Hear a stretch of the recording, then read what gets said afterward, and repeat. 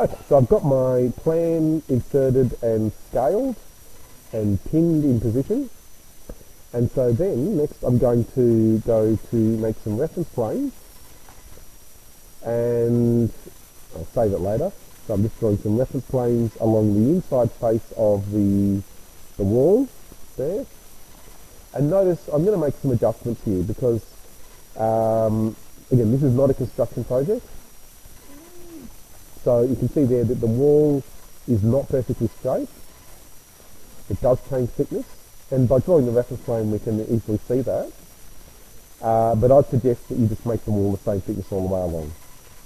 Jose and Louise aren't that worried about having exact construction details, and it's basically concept design what you're doing, so you can round those things off. So if you just make that straight and all in line, that's better than trying to do all these in and out piers and alcoves and things. And so then the same thing, so I'm going to just draw along the edge of the inside face of this wall. And you'll see it is again at a slight angle. It's a bit harder to see, but it's at a slight angle as well, I think. But I'm not worried about that either. And remember, of course, this is also the ground floor. We're thinking about how the wall goes all the way through the building. So on the upper levels, you'll see, if I just bring up one of those, just get it. The walls are a bit different. Yeah, okay, so the wall there you can see it doesn't go in and out at this point the way it does on the ground floor. Yeah, so yeah, okay, so I'll just do that message. Okay, so yeah, so again, take it straight across, and then this one it's similar. So I'll just show you this plan. So this, you can see there's the next story, and you can see there the wall is basically in a straight line. So if you follow the edge of the wall here with your reference plane, so I'll just start that again. So starting at about there, going across, and just keep it straight, and then you can see how these projections work. So those are extra piers that, again, I'm fairly sure were there for the new slab that they added, but we don't need to worry about that. So just take a straight reference plane all the way across. And then finally this one, also the second last, so this one again, keeping it straight. If you notice, if you do pick up the slight angles, that's good, but you shouldn't be trying to follow those. Try to keep everything rectilinear. In other words, at nice right angles. And I'll show you in a minute how you can check that. So here I want to extend this reference plane just a little bit so it comes outside the building and I can see it. And then I'm going to draw one more for this little diagonal bit. This is actually the hardest part, getting this diagonal part right. So don't worry if you have to go and adjust that after you draw it the first time.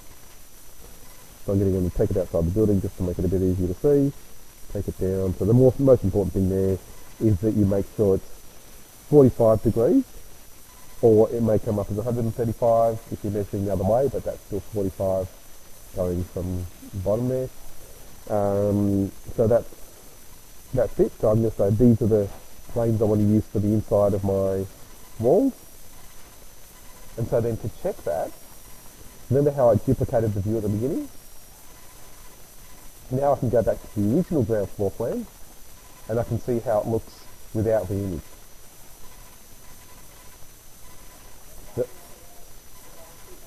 Oh yeah, we'll come back and we'll fix that as well. I'll add that. So I'll come back now. I want to then draw in some reference planes for that. Now here, we will look at the thickness again. So I'm going to go back to that. Yeah, so you can see then on the upper level that the wall does step back there. So I think we should factor that in. So now I'll draw another reference plane following that wall.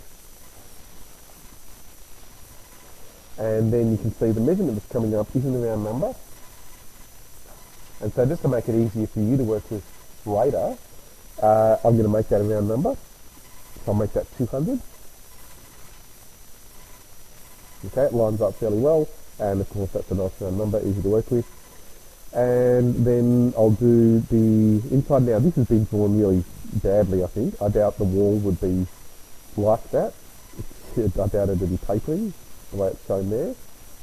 So I'm going to instead draw it, I'm going to use a bit of judgment here, but I'm going to basically draw it from this corner and try to keep it parallel with the boundary. So you've got to use a bit of judgment there, but again, it doesn't need to be perfect. No one will ever know except you if it's a few millimetres off. They're not going to be measuring your drawings in your design class. So again, as long as it looks right to your eyes, it's right. Your eyes tell you. And so now I can select this, and did I get it parallel? No, I didn't. Okay, so I'm going to draw that again. I'll delete that and just draw another one. So I drew the reference plane at the back there along the boundary, really just to give me something to measure against when I draw the inside one. There you go. See how now it's highlighted when it's parallel? And let's see what the measurement is. I want it to be a round number, so I'm going to make it, I'm going to bring it down to what the other walls are, which is 400. And let's just do some measuring to make sure that's all. Okay, so using the measuring tool, we'll check this, that should be about 400. Oh, sorry, not 400, 500, that's right. Yeah, it's 500. So if you've made the walls 400, like I told some of you, don't worry, you can easily change to 500 after. So here though, I want this now to move to 500 from the outside. Really just to make my life easier when I go and draw in the walls. That's it, so that's pretty good. And yeah, now if you want to put in the outside reference planes, you can. It does help a little bit, but I'm not going to do that. So that's as far as I'll go for the reference planes. No, definitely not. No, we don't need reference planes for that. No. So we'll just put in walls for that. I'm not going to put reference planes for that. Yep. So it's really just those outer walls that I'm doing, the interface of the outer walls, and I've still got to do this one, but that's the last one. So I'll just go back and put in the reference plane to the inside face there. I don't need any complicated setup there because it's a straight wall. And just nudging it again by eye, as long as it looks like it's on the edge there, that's close enough. And you know the old saying, what's good enough? Good enough is good enough. And it sounds obvious, but you know, it's one of those things people don't think about. And so now I'll go to draw my walls. And then if I did that quickly, I'll just do that again. So I'll click on the wall tool, and then in properties, go to one of the generic walls. It really doesn't matter which one. We're going to change it. So just any of those generic wall types, 100, 200, 300, doesn't matter. Then you go to edit type, duplicate. So if you missed edit type, that's really important. If you're not familiar with that one, make sure you know exactly where that is. In properties, the edit type button's just below it's called the type selector. That's the name of the wall. And then edit type is below that. You get this, and it's of course your type properties, so editing the type. The structure there has the edit button, which you of course click, and then you can change the thickness. And what's it going to be? 500. No, I'm stupid. Okay, sorry. Too busy explaining it and forgetting to do it. So I'll do that again. So, yeah, glad you reminded me. Yep, edit type, duplicate. That should be a source of habit. Obviously not mine. And I'll do that. So that's good. Yep, thanks. And so generic wall 500mm is my option for the name. But I'm actually going to give it an even more meaningful name. So I know what it is. Existing 500mm wall is even better. While I'm at it, I'm going to put in another good setting, because you can see there the coarse scale fill colour is grey. What colour should existing walls be? Black, exactly. So you can click there. When you see 128, 128, 128, that means all the colours are equal. So that's grey. But you can just drag the slider to the bottom and that makes it black. or you can click black over here. So slide is good. So that's black. 0, 0, 0. Okay, so again click OK, and now I've got a 500mm wall, and I'm not going to worry about the height because we're going to set that when we do the levels. So I'll leave the height, everything there. You can change the location line. Well, I'll see what you would do. What would you think we would use here? If I've set the interior measurements with my reference plane, or if I'm doing interior, yeah, finish face interior. So that's right, yeah, use the finish face options. Don't worry about the core and other options. So it's finish face, and again, interior because I've set the interior measurements with my reference plane. Yes, exactly, that's right, exactly. Yeah, it goes out, yeah, that's right. So again, finish face interior, and now I can draw over those intersections between my reference planes, and you can see there the wall goes to the outside of the plane as long as I'm drawing clockwise. If I go anti-clockwise, it'll work differently. So I'm going to leave this part at the end for now and just come down and follow the straight lines. Come back to the beginning. Before I do the rest, I'll check the plan. The walls actually look a bit thin to me, so maybe I didn't set the depth. A bit small. So yeah, I don't think it's got the 500, so I'm going to go back and fix that, and you'll see then that that's okay. That's one of the good things with Revit. You can easily go back and fix these problems. So I changed the name. It's almost deliberate, so I'm glad I did this. So here, if I go and select one of the walls, I'm not selecting all of them. I'm just going to select any one of those walls. Go to Edit Type, and you can see, yeah, so the width is still 200. No problem, this is the beauty of Revit. It's why you work with Revit instead of SketchUp. Because in SketchUp, you'd have to go and sketch every wall. In Revit, you just go to here, change the thickness to 500, click OK, they all change. That's the beauty of Revit. You're managing things by the type. So in other words, you just change one of those walls and they'll all change. Okay, so now I'll go and put in this other wall, which is not as thick. Okay, I know it looks like it's just as thick, but I'm measuring from the corner, so, and that'll be clear in a minute when I do the piers. So this one is 300. So back to the wall tool. We've got a 300mm wall, generic 300mm, but I'm still going to change it. So I go to Edit Type, Duplicate, call it Existing 300mm wall, and just change the colour there to black. And then, like before, trace over the reference plane. Using a bit of judgment here because you've got to ignore that silly tapering thing. Okay, so I've got the little add-on. Oh, so I've just got that little add-on done. And I'm going to keep switching back to the other small plan so it's a bit clearer. As you can see this, I've just added those 3 walls for that.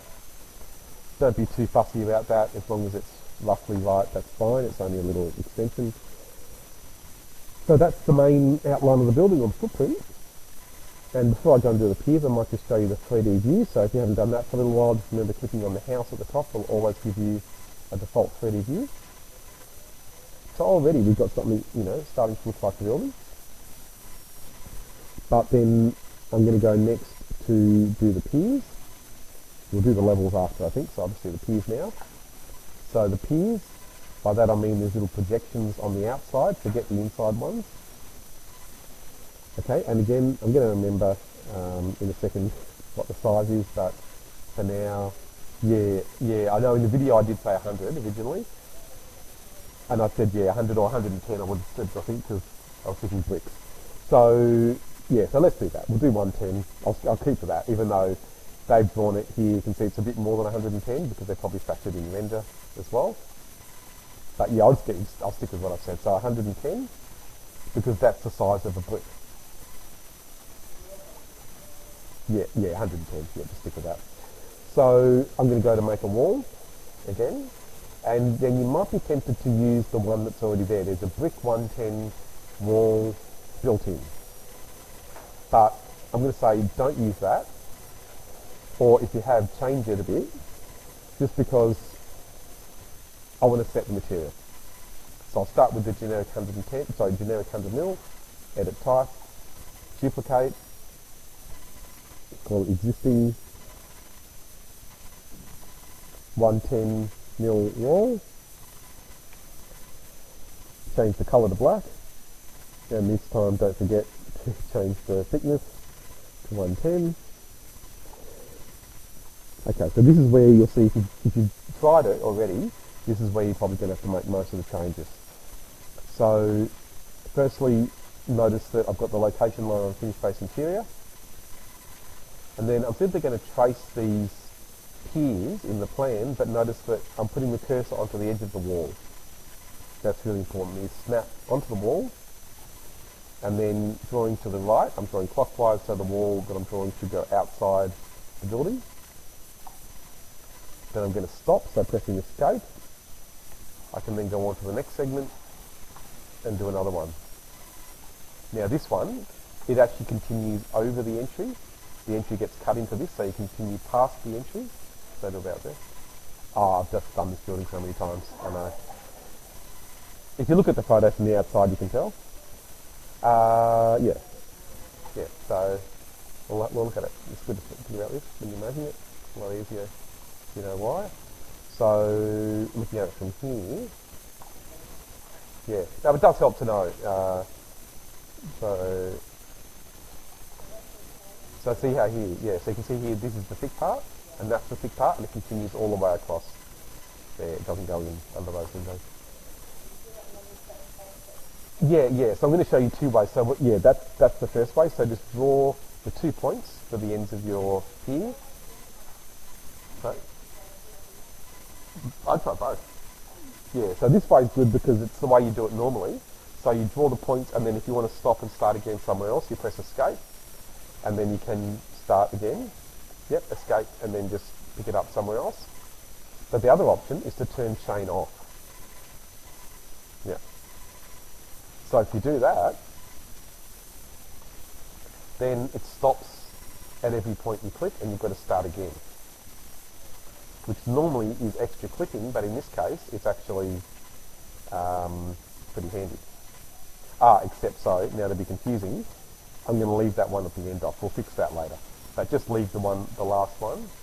You'll see why later. It's a bit of a complicated thing, but I won't explain that too much. Just follow what I've done. And then here, it's a bit hard to see, right, because the wall's now covering our drawing. So I'm just going to show you one last trick, and I'll give you some time to try this in a second, but the last thing there is to make it wireframe, to make it see-through, but that's still not enough. Notice it's still got the black fill of the wall covering the plan. There's one last little trick. Change the next option next to that to fine, and then it will go see-through. It's one of those things. So here, now I think this is drawn wrong. I'm pretty sure it is. So I'm going to look at the photo, and let's go back to where we were.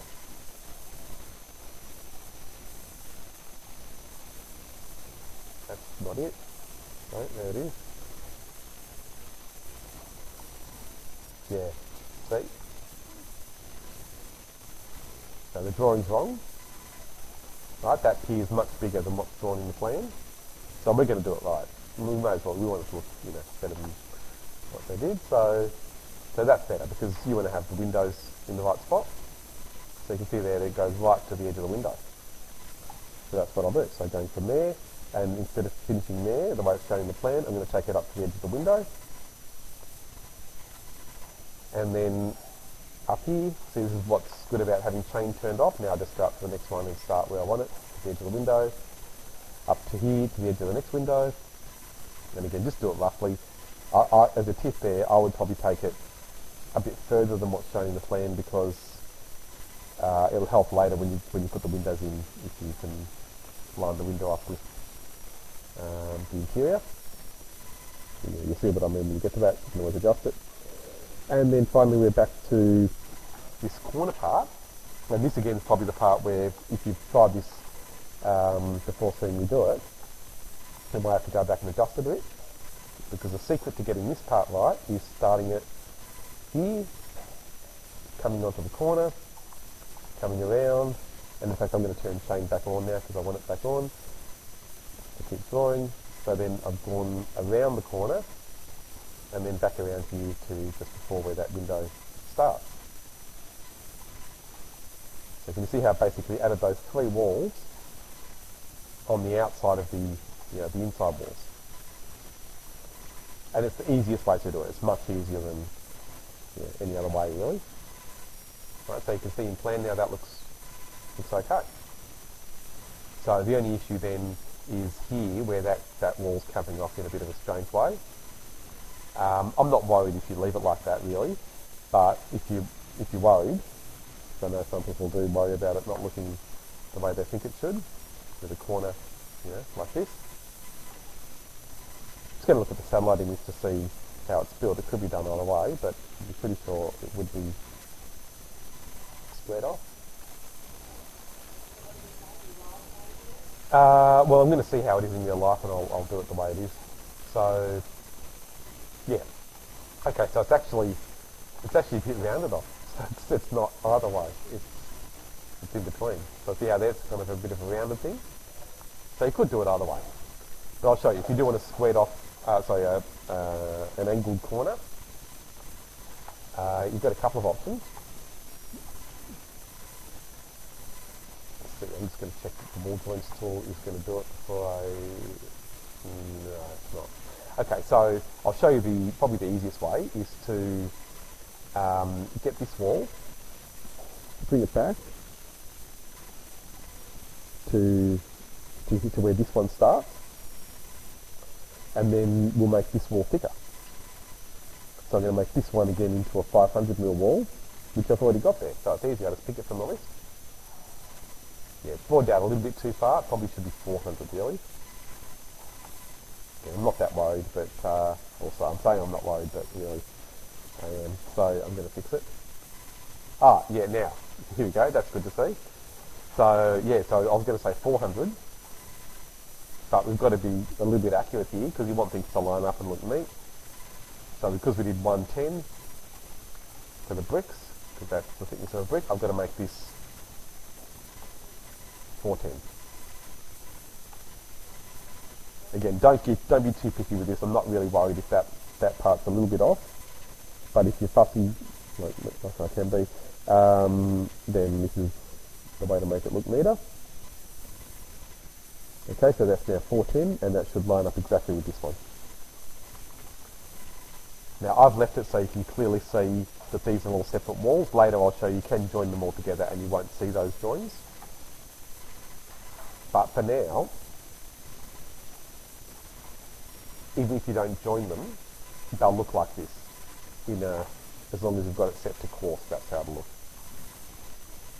And that's a pretty good setup. So I know it'll take you some time to get it all like that, but take your time doing it and get it right, because then when you go to put the windows and the entry in, it's much easier because you've basically set up a lot of those measurements already.